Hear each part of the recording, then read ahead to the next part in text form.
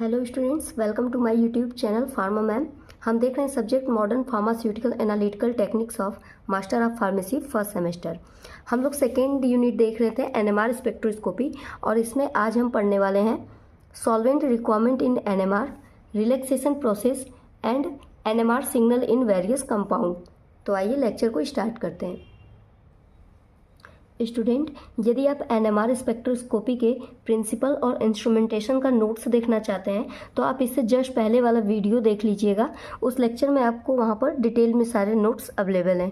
ठीक है, आइए अब हम यहाँ पे पढ़ते हैं अपना new topic solvent requirement in NMR.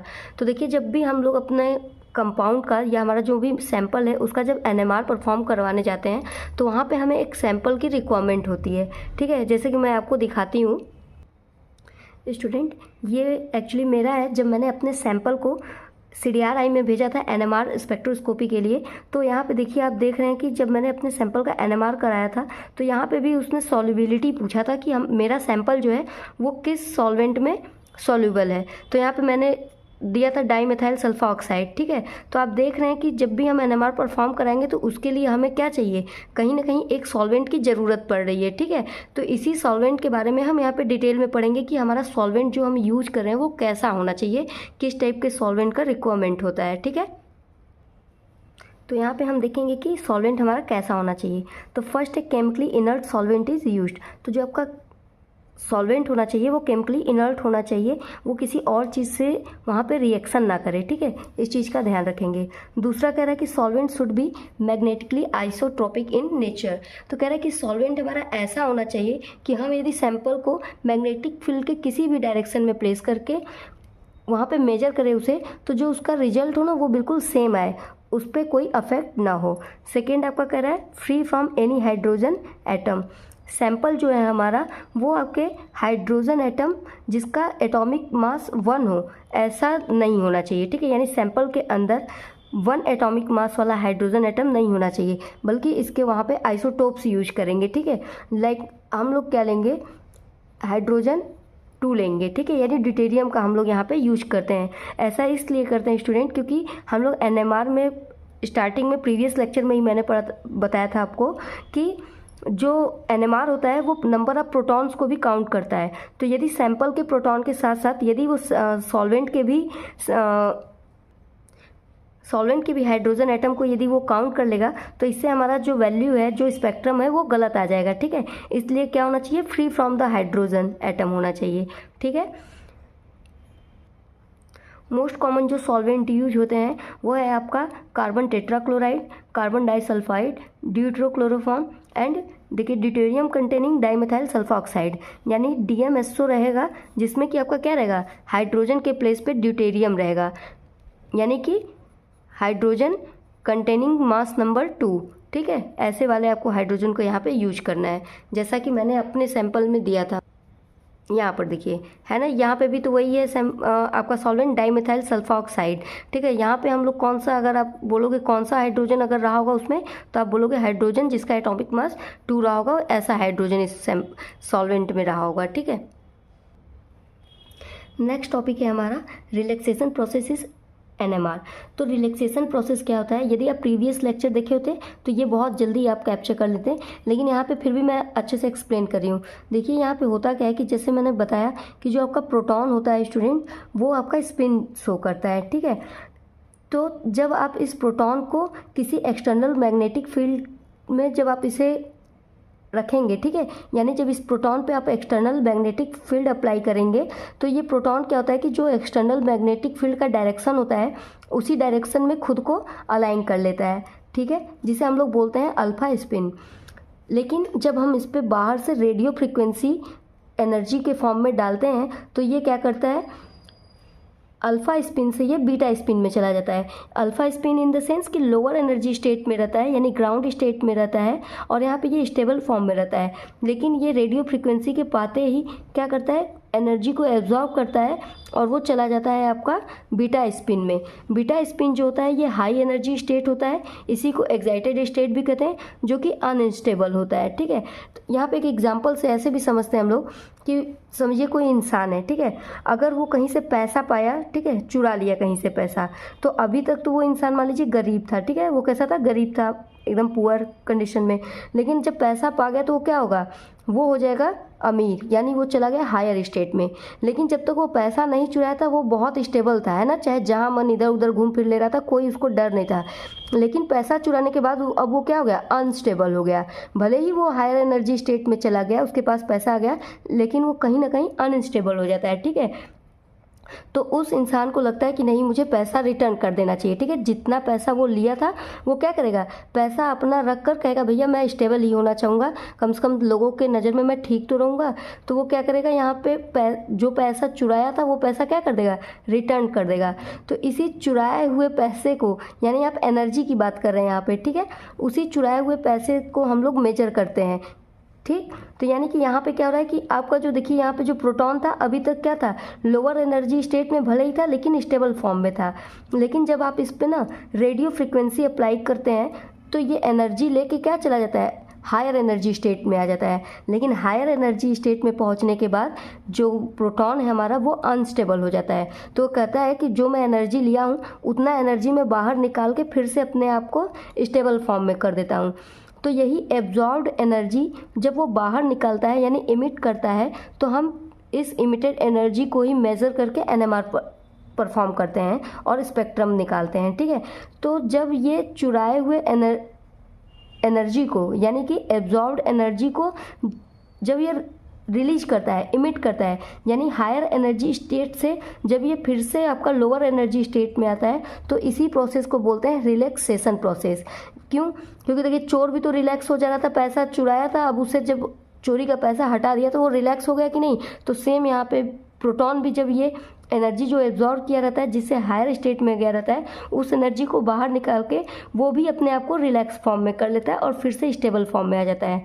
तो इसी को हम लोग बोलते हैं रिलैक्सेशन प्रोसेस।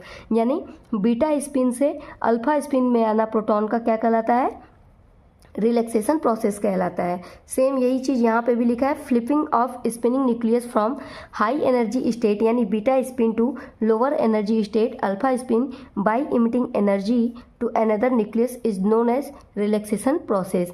यानी जो आपका न्यूक्लियस है वो जब हाई एनर्जी स्टेट से लोअर एनर्जी स्टेट में आता है, जिसके वजह से कुछ एनर्जी इमिट होता है, तो इसी को हम लोग बोलते हैं रिलैक्सेशन प्रोसेस। बहुत ही सिंपल, बहुत ही ईजी है, और यही आपका एनएमआर का प्रिंसिपल भी है स्टूडेंट। एनएमआर का प्रिंसिपल भी सेम यही चीज़ कहता है। ठीक है, नेक्स्ट टॉपिक है हमारा NMR signal in various compound. तो यहाँ पे हम देखेंगे कि एनएमआर सिग्नल जो होता है वो अलग अलग कंपाउंड में कैसे होता है। तो एनएमआर सिग्नल क्या होता है, कह रहा है the number of NMR signal represent the number of proton in a molecule and their environment.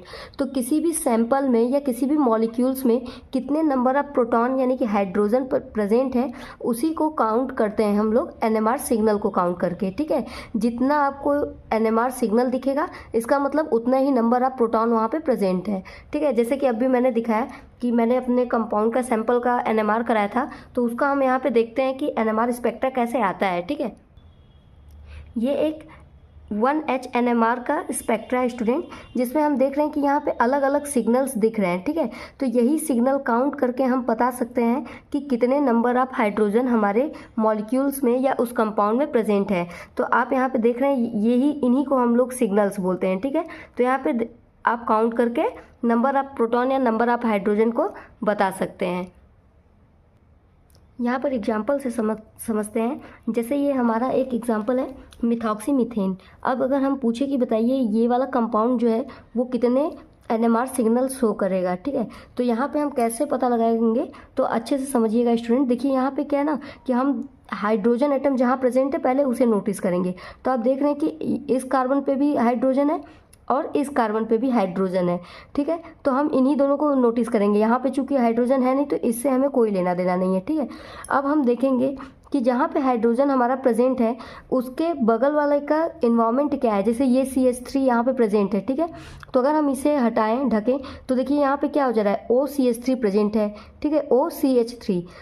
अब हम चेक करेंगे कि इस वाले हाइड्रोजन के लिए इधर का इन्वायरमेंट कैसा है, तो इसका भी इन्वायरमेंट देख रहे हैं तो यहाँ पे भी आपको OCH3 ही देखने को मिल रहा है। यानी अगर इधर के हाइड्रोजन को कहें तो उसके लिए भी ये सेम इन्वायरमेंट है, और इधर के हाइड्रोजन को यदि हम नोटिस करें तो ये वाला भी आपका इन्वायरमेंट सेम है।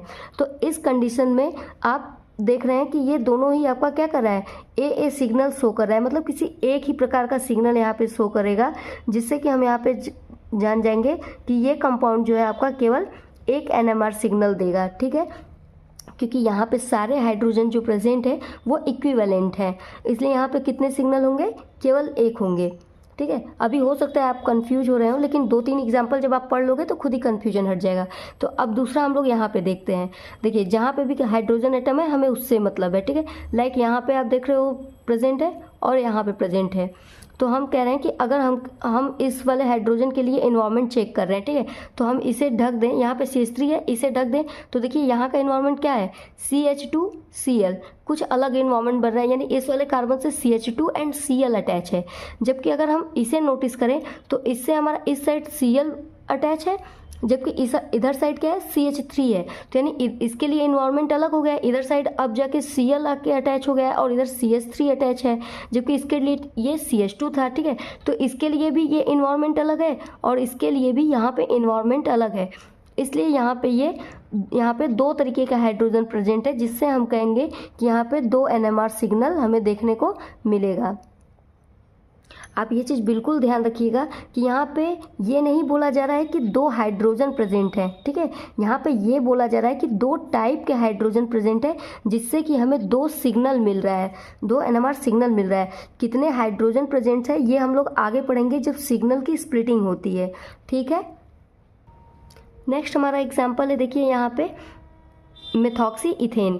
यहाँ पे आप देख रहे हैं, अगर हम यहाँ पे देखिए इससे हमें कोई लेना देना नहीं है क्योंकि यहाँ पे हाइड्रोजन नहीं प्रेजेंट है, ठीक है, तो हमें यहाँ और यहाँ ध्यान देना है। अगर हम इसको देखिए लेकर चलें तो इससे क्या अटैच है, इधर ऑक्सीजन, फिर CH2 CH3 है ना, तो यानी कि ये अपने आप में कोई एक अलग ही सिग्नल जनरेट करेगा, ठीक है। अब अगर यहाँ CH2 की बात करें तो देखिए इसके 2 तरफ है, इसके इस साइड क्या है, ऑक्सीजन है, जबकि इसके इधर साइड आपका CH3 अटैच है, तो ये भी कहीं ना कहीं 2 अलग टाइप के इन्वायरमेंट पा रहा है, तो ये भी आपका एक अलग सिग्नल जनरेट करेगा। अब यहाँ वाले CH3 की यदि हम बात करें तो इसके लिए भी देखिए यहाँ का CH3 के साथ इन्वायरमेंट में ऑक्सीजन अटैच था, लेकिन इस CH3 के साथ इसके बगल वाले इन्वायरमेंट में CH2 है, तो ये भी आपका क्या करेगा, एक अलग ही सिग्नल प्रोड्यूस करेगा। यानी कि यहाँ पे आपको पूरे 3 टाइप्स के हाइड्रोजन देखने को मिलेंगे और टोटल नंबर ऑफ सिग्नल जो होगा वो आपके 3 हो जाएंगे, ठीक है।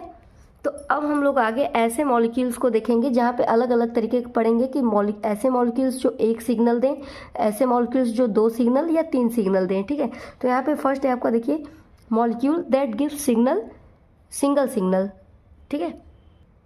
तो एग्जाम्पल में हमने यहाँ पे एसीटोन लिया है, तो देखिए एसीटोन क्यों हमारा एक ही सिग्नल दे रहा है। देखिए आप यहाँ पे हमें इस कार्बन और ऑक्सीजन से कोई लेना देना नहीं है क्योंकि यहाँ पे कोई हाइड्रोजन एटम नहीं प्रेजेंट है, हमें यहाँ पे लेना देना है इस वाले CH3 से और इधर वाले CH3 से, ठीक है।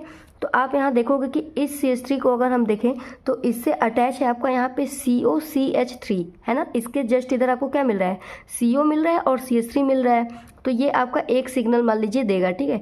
अब हम इस वाले से देखते हैं कि हमें सेम तो इन्वायरमेंट नहीं मिल रहा है, तो जब इस CH3 को भी देखेंगे हम लोग तो इससे भी जस्ट हमें वही वाला इन्वायरमेंट मिल रहा है कि इस CH3 से भी आपका CO और CH3 ही अटैच है, ठीक है। तो ऐसे केस में स्टूडेंट हम मानेंगे कि हमारा जो कंपाउंड है वो केवल एक ही सिग्नल देता है, ठीक है। तो यहाँ पे देखिए लिखा है in this case all hydrogen atom is present in same environment that's why giving 1 signal, ठीक है। तो यहाँ पे केवल एक सिग्नल हमें देखने को मिलेगा। नेक्स्ट एग्जाम्पल है हमारा 1,2-डाइब्रोमोइथेन। तो इस एग्जाम्पल में देखिए यहाँ पे भी देखिए जैसे यहाँ पे हमें इस CH2 से मतलब है और यहाँ वाले CH2 से मतलब है, ठीक है।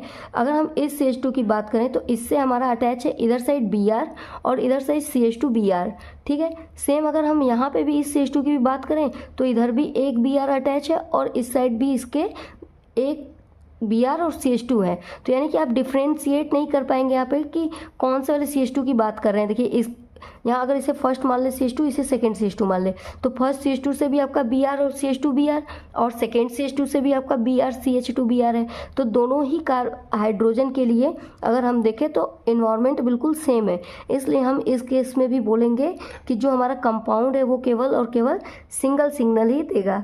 ठीक है, तो यहाँ पे एक नोट्स है, आप देखिए कह रहा है remember equivalent proton give 1 NMR signal. यदि कहीं पे भी इक्विवेलेंट प्रोटॉन आपका प्रेजेंट है तो वो केवल एक ही सिग्नल देगा। ठीक है, एक और सिंपलेस्ट एग्जांपल लेते हैं, जैसे कि मीथेन। हमने मीथेन देखा है, यहाँ पे भी आप देख रहे हैं कि चारों हाइड्रोजन आपका जो भी है सब सेम इन्वायरमेंट में है। ठीक है, तो इस केस में भी आपका केवल एक ही NMR सिग्नल देखने को मिलता है। ठीक है, तो ये आपके कुछ ऐसे मॉलिक्यूल थे जो कि एक सिग्नल आपका देते हैं। अब हम लोग ऐसे ही देखेंगे जो हमें ऐसे कंपाउंड जो हमें क्या दे, डबल सिग्नल दे। यहाँ पे देखिए एग्जांपल हमने प्रोपेन लिया है। प्रोपेन में आप देख रहे हैं कि यहाँ पे हम लोग दिखाएं 3 कार्बन एटम्स हैं जिसपे हाइड्रोजन अटैच है। ठीक है, यानी कि यहाँ पे तीनों ही आपके जो कार्बन है तीनों पे ही ऑक्सीजन अटैच है।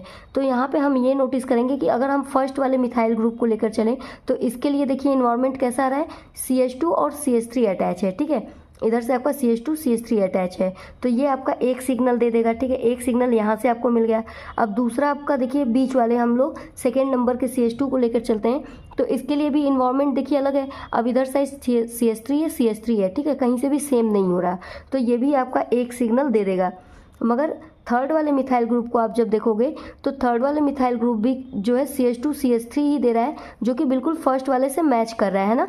फर्स्ट वाले CH3 के लिए भी इन्वायरमेंट सेम था, CH2 CH3 था, और थर्ड वाले मिथाइल के लिए भी सेम इन्वायरमेंट है, CH2 CH3। इसलिए ये भी आपका क्या करेगा, बिल्कुल इसी के इन्वायरमेंट में मैच कर जाएगा, इसलिए ये दोनों ही मिलके आपका केवल एक ही सिग्नल देंगे। ठीक है, ये कोई सिग्नल अलग से नहीं शो करेगा। ठीक है, तो आपका यहाँ पे टोटल नंबर ऑफ सिग्नल कितना देखने को मिलेगा, 2 देखने को मिलेगा। ठीक है, सेम ऐसे ही ब्यूटेन का एग्जाम्पल आप देखोगे तो यहाँ पे आप देख रहे हैं कि 4 कार्बन है जिसपे अपना हाइड्रोजन एटम अटैच है। तो यहाँ पे अगर हम लोग फर्स्ट कार्बन की बात करें तो देखिए इसके लिए इन्वायरमेंट अलग है। ठीक है, कि यहाँ पे CH2 CH3 अपना अटैच है, तो एक सिग्नल हमें यहाँ से मिल जाएगा। ठीक है, सेकेंड वाले अगर हम कार्बन की बात करें तो इस कार्बन के लिए भी देखिए इन्वायरमेंट कहीं ना कहीं अलग हो जा रहा है। ठीक है, इधर साइड आपका CH3 अटैच है, इधर साइड CH2 CH3 अटैच है, तो ये भी आपका एक सिग्नल देगा। ठीक है, लेकिन अब हम थर्ड वाले CH2 की बात करेंगे तो देखिए थर्ड वाले CH2 के लिए भी सेम हम देख रहे हैं कि एक तरफ मिथाइल और एक तरफ आपका CH2 CH3 यानी इथाइल ग्रुप अटैच है। ठीक है, जो कि आपको सेकेंड वाले के साथ भी मिल रहा है कि एक मिथाइल और 2 इथाइल ग्रुप यहाँ पे देखने को मिल रहा है कि CH2 CH3 है और इधर CH3 है, ऐसे ही इसके साथ भी है। तो यानी कि ये आपका इस वाले के साथ बिल्कुल मैच कर रहा है, इसलिए सेम इन्वायरमेंट है, इसलिए ये अलग से कोई सिग्नल नहीं शो करेगा। ठीक है, ऐसे ही अगर हम फोर्थ वाले CH3 की बात करें तो यहाँ पे भी स्टूडेंट आप देखोगे कि ये बिल्कुल फर्स्ट वाले की तरह से इसका भी इन्वायरमेंट मैच करेगा, क्योंकि देखिए इसके केस में आपका क्या हो रहा है कि इधर साइड आपका CH2 CH3 CH2 CH3 attach है। ठीक है, जैसा कि फर्स्ट वाले के साथ भी था कि यहाँ पे आपको CH2 और CH3 देखने को मिल रहा था। तो इन दोनों का फर्स्ट और फोर्थ का भी इन्वायरमेंट बिल्कुल सेम है, इसलिए ये वाला कोई अलग से सिग्नल नहीं शो करेगा। तो यहाँ पे भी आप देख रहे हैं कि टोटल नंबर आप जो सिग्नल है वो कितने आ रहे हैं, 2 आएंगे। तो ये आपके ऐसे एग्जांपल्स थे जहाँ पे आपको डबल सिग्नल देखने को मिल रहा था। ठीक है, नेक्स्ट हम देखेंगे molecule that gives the 3 signals. यहाँ पे देखिए, तो अगर मान लीजिए हम यहाँ से काउंट कर रहे हैं, हाइड्रोजन यहाँ पे भी है, यहाँ पर भी है, यहाँ पर भी है। ठीक है, तो इस वाले हाइड्रोजन के लिए देखिए ये ऑक्सीजन से अटैच है, इसलिए इसका एनवायरनमेंट बिल्कुल ही अलग है। इसका मतलब ये कहीं ना कहीं एक सिग्नल शो कर रहा है। ठीक है, यहाँ पे आप देखोगे CH2 के लिए तो इसका एनवायरनमेंट क्या है कि एक तरफ OH हाइड्रोक्सी ग्रुप लगा हुआ है तो एक तरफ मिथाइल ग्रुप अटैच है, तो इसके लिए भी इन्वायरमेंट अलग है, तो ये भी आपका एक सिग्नल देगा।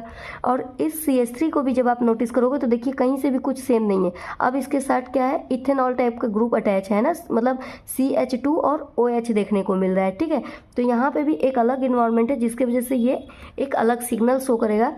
तो इस केस में आप देख रहे हैं कि टोटल नंबर ऑफ सिग्नल कितने हो जा रहे हैं, 3 हो जा रहे हैं। ठीक है, ऐसे ही सेम प्रोपेनल में हम लोग देखेंगे। प्रोपेनल में आपका क्या है, एल्डिहाइड ग्रुप अटैच हो गया है, तो यहाँ पे आपको 3 कार्बन है और कार्बन से अटैच्ड हाइड्रोजन देखने को मिल रहा है।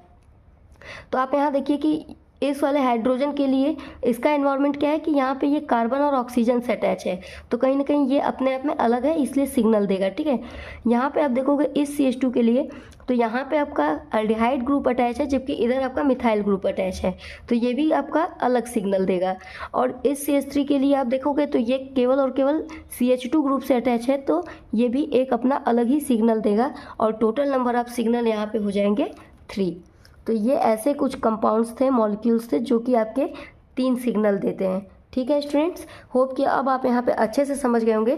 तो अब आपको यहाँ पे 2 क्वेश्चंस मिल रहे हैं जिसे आपको बताना है। ठीक है, इन्हीं 2 कंपाउंड में आपको बताना है कि यहाँ पे कितने number of NMR signal present हैं। ठीक है, 2 कंपाउंड है, इनका आंसर आप कमेंट बॉक्स में ज़रूर दीजिएगा। ठीक है, होप स्टूडेंट्स कि आप अच्छे से समझ गए होंगे और आपको अब किसी भी मॉलिक्यूल्स के अंदर NMR सिग्नल्स काउंट करने आ गया होगा। ठीक है, आइए अब इनका हम लोग स्क्रीनशॉट ले लेते हैं। First page,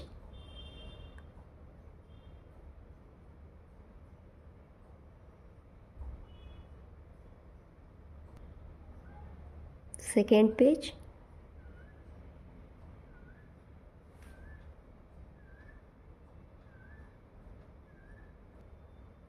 third page. Thank you student, आप ऐसे ही सपोर्ट करते रहिए, आपका सपोर्ट ही मेरे लिए मोटिवेशन है। मिलते हैं नेक्स्ट वीडियो के साथ। Thank you so much, bye bye.